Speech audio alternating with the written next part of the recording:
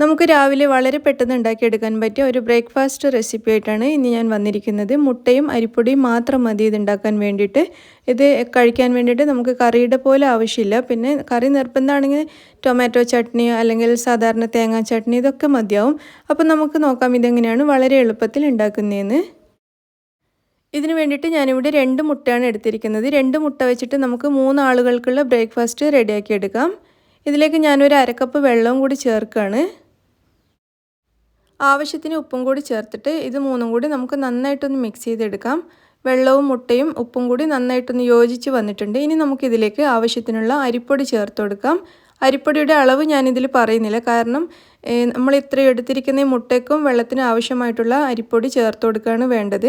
അതായത് നമുക്കൊരു ഇഡ്ഡലി ബാറ്ററിൻ്റെ ഒക്കെ ഒരു പാകത്തിലുള്ള ഒരു ബാറ്ററാണ് കിട്ടേണ്ടത്. അതിനാവശ്യമായിട്ടുള്ള അരിപ്പൊടി ഇട്ട് കൊടുക്കുക. ഏകദേശം ഒരു അരക്കപ്പിൻ്റെ മുകളിൽ വേണ്ടി വരും അരിപ്പൊടി. അപ്പോൾ ഇത് കണ്ടില്ലേ, ഈ ഒരു പാകത്തിലാണ് നമ്മുടെ ഈ ബാറ്റർ ഇരിക്കേണ്ടത്. ഇത് നന്നായിട്ട് മിക്സ് ചെയ്തിട്ടുണ്ട്. ഈ ഒരു പാകത്തിലാകുന്നത് വരെ അരിപ്പൊടി ചേർത്തിട്ട് നന്നായിട്ട് മിക്സ് ചെയ്യാം. അതിനുശേഷം നമുക്കിതിലേക്ക് ഒരു സവാള പൊടിയായിട്ട് അരിഞ്ഞത് ചേർത്ത് കൊടുക്കാം.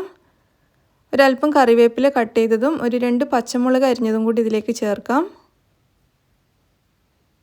പച്ചമുളക് 2 എണ്ണമാണ് ചേർത്തിരിക്കുന്നത്. എന്നിട്ട് ഇതെല്ലാം കൂടി നന്നായിട്ട് മിക്സ് ചെയ്യും. നിങ്ങൾക്ക് വേണമെന്നുണ്ടെങ്കിൽ ഇതിൽ ക്യാരറ്റ്, ക്യാപ്സിക്കം, അതേപോലെ മല്ലിയില ഒക്കെ ചേർത്ത് കൊടുക്കാം, ഓരോരുത്തരുടെ ഇഷ്ടത്തിനനുസരിച്ച്.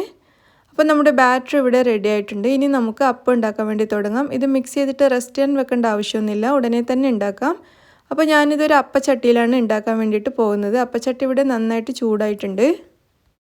നോൺ സ്റ്റിക്കിൻ്റെ അപ്പച്ചട്ടി ആയതുകൊണ്ട് ഞാനിതിൽ ഓയിലൊന്നും ഒഴിക്കുന്നില്ല. നമ്മൾ ഉണ്ടാക്കിയ ബാറ്റർ കുറച്ച് ഇതിലേക്ക് ഒഴിച്ചു കൊടുക്കുക.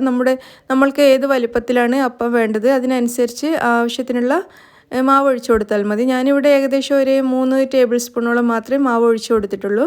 അപ്പോൾ ചെറുതായിട്ടൊന്ന് ഇതുപോലെ പരത്തി കൊടുക്കാം. കൂടുതൽ നേരിയതാക്കണ്ട. ഒന്ന് പരത്തി കൊടുത്തതിന് ശേഷം നമുക്കിതിവിടെ അടച്ചു വെക്കാം. ലോ ടു മീഡിയം ഫ്ലെയിമിലിട്ടിട്ട് 1 മിനിറ്റ് വരെ നമുക്കിത് അടച്ചു വെച്ചിട്ട് വേവിക്കാം. അത്രയും സമയം കൊണ്ട് തന്നെ ഇതിൻ്റെ ഒരു ഭാഗം നന്നായിട്ട് വെന്ത് കിട്ടും. 1 മിനിറ്റ് മാത്രം മതിയാവും. 1 മിനിറ്റിന് ശേഷം നമുക്കിത് തുറന്നിട്ട് ഇതൊന്ന് തിരിച്ചിട്ട് കൊടുക്കണം. ഇതിൻ്റെ അടിഭാഗം നന്നായിട്ട് വെന്തിട്ടുണ്ടാവും. ഒന്ന് തിരിച്ചിട്ട് കൊടുക്കാം. പിന്നെ ഞാൻ ഇതിൽ ഓയിൽ ചേർത്തിട്ടില്ല. നിങ്ങൾക്ക് വേണമെന്നുണ്ടെങ്കിൽ, അതായത് ചില ആളുകൾക്ക് ഓയിലില്ലാതെ കഴിക്കാൻ ഒട്ടും ഇഷ്ടമുണ്ടാവില്ല. അപ്പോൾ അങ്ങനെയുള്ളവർക്ക് വേണമെങ്കിൽ നെയ്യോ അല്ലെങ്കിൽ ഓയിലോ ഒക്കെ ഒന്ന് പുരട്ടി കൊടുക്കാവുന്നതേ ഉള്ളൂ അപ്പച്ചട്ടിയിൽ. ഞാനിപ്പോൾ ഓയിലൊന്നും ഇല്ലാതെയാണ് ചുട്ടെടുക്കുന്നത്. അപ്പോൾ തിരിച്ചിട്ടിട്ട് നമുക്കിതിൻ്റെ മറ്റേ വശവും കൂടി നന്നായിട്ടൊന്ന് വേവാൻ വേണ്ടിയിട്ട് വെയിറ്റ് ചെയ്യാം. തിരിച്ചിട്ട് കഴിഞ്ഞാൽ ആ ഭാഗവും ഒരു ഏകദേശം 1 മിനിറ്റ് സമയം കൊണ്ട് വെന്ത് കിട്ടും. അപ്പോൾ ഇത് കണ്ടില്ലേ, 2 ഭാഗവും നന്നായിട്ട് വെന്ത് കിട്ടിയിട്ടുണ്ട്. ഇത് നമുക്ക് പ്ലേറ്റിലേക്ക് മാറ്റാം. ഇതേപോലെ നമുക്ക് മുഴുവൻ അപ്പവും ചുട്ടെടുക്കാം.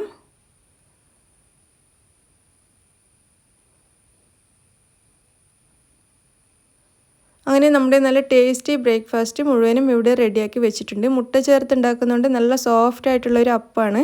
അതുകൊണ്ടാണ് ഞാൻ പറഞ്ഞത് കറിയുടെ പോലെ ആവശ്യമില്ല. മുട്ട ചേർത്തിട്ട് ഉണ്ടാക്കുന്നതുകൊണ്ട് നല്ല രുചിയാണ് കഴിക്കാൻ വേണ്ടിയിട്ട്. അപ്പോൾ കറി വേണമെന്നുണ്ടെങ്കിൽ തേങ്ങാ ചട്നിയോ മറ്റോ അതുപോലുള്ള എന്തെങ്കിലും ചെറിയൊരു കറി മതിയാവും. അപ്പോൾ നിങ്ങൾക്ക് എല്ലാവർക്കും റെസിപ്പി ഇഷ്ടമായി എന്ന് വിചാരിക്കുന്നു. ഇഷ്ടമായിട്ടുണ്ടെങ്കിൽ എപ്പോഴും പറയാറുള്ളത് പോലെ നിങ്ങളുടെ ഫ്രണ്ട്സും റിലേറ്റീവ്സും ഒക്കെ ആയിട്ടൊന്ന് ഷെയർ ചെയ്യുക. അതുപോലെ നിങ്ങളുടെ അഭിപ്രായം അറിയിക്കുക. ചാനൽ നിങ്ങൾക്ക് ഇഷ്ടമായിട്ടുണ്ടെങ്കിൽ നിങ്ങൾ ഇതുവരെയും സബ്സ്ക്രൈബ് ചെയ്യാത്തവരാണെങ്കിൽ പ്ലീസ് സബ്സ്ക്രൈബ് ചെയ്യുക. താങ്ക്